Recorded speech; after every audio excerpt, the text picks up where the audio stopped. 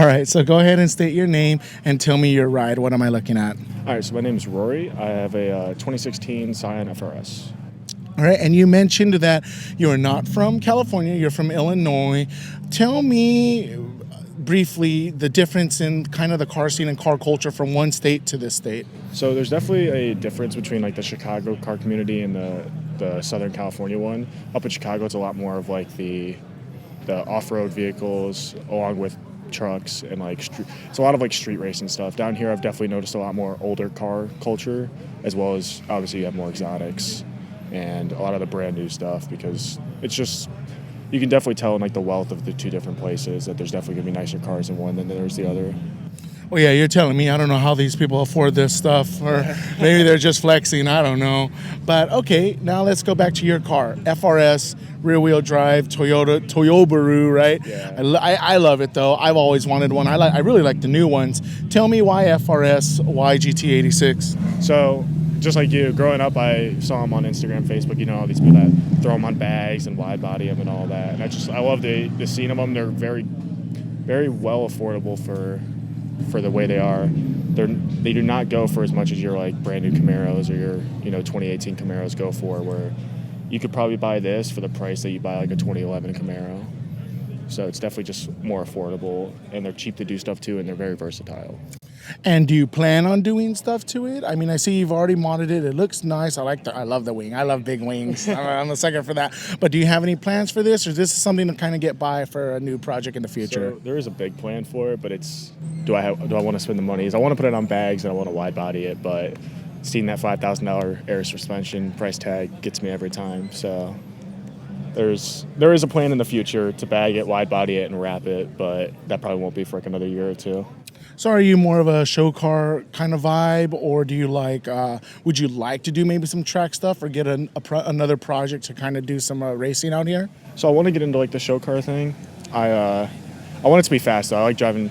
I like just driving. Like everything that has to do with cars and driving is what I enjoy. So I'm not trying to go to the track, but I want something that's like fast that can also handle like mountain roads and just like go out and explore.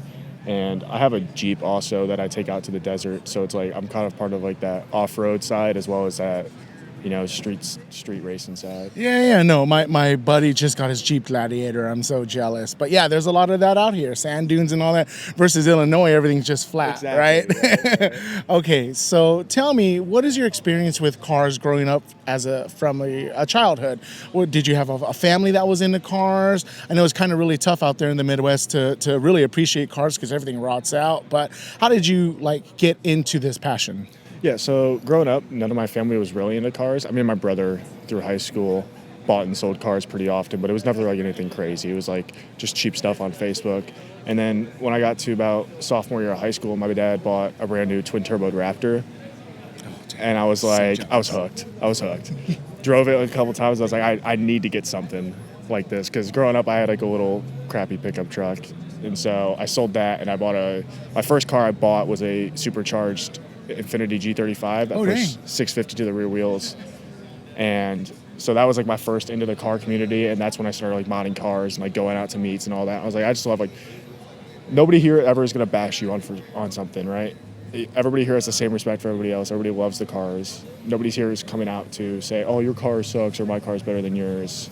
So it's just like it's a genuine nice group of people that you all share the same connection, right? So that big dick energy, at least I haven't ran into it yet, because I mostly just go to these kind of car shows, but I'm sure it exists.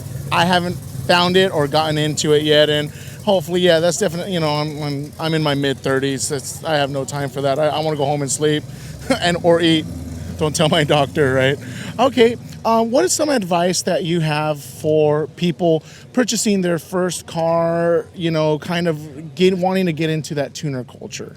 Do your research. Do your research. That is the biggest thing a lot of people I feel like should emphasize or do emphasize. When I bought my first car, I did not do my research, and I ended up buying a car with a fucked up motor, and it ended up costing me more money in the long run. You're going to save, if you have to pay a little bit more to get what you want at a nicer condition, do it. Save up. It's worth it, because you're going to end up buying something that you think's like perfectly good because it's cheap, and it's going to end up breaking on you, and then next thing you know, you're out $10,000, $15,000 because one thing leads to another. It's never just one issue. and there's always something to do on a car. If you think it's perfect, it's not. There's always something to do. I really appreciate that sentiment you said. Even if you have to save for another month or 2 or 3, spend that extra money and get a cleaner example. You never want someone else's project, for sure. Exactly. Last question. California will be transitioning over to full electrification in the next 15 to 20 years. What are your thoughts about electric vehicles and kind of the future of the car culture? I like them. I think Tesla's doing a great job with them, especially the Plaids. I mean, those things are very, very fast. Would I personally want to get into electric vehicles? Probably not.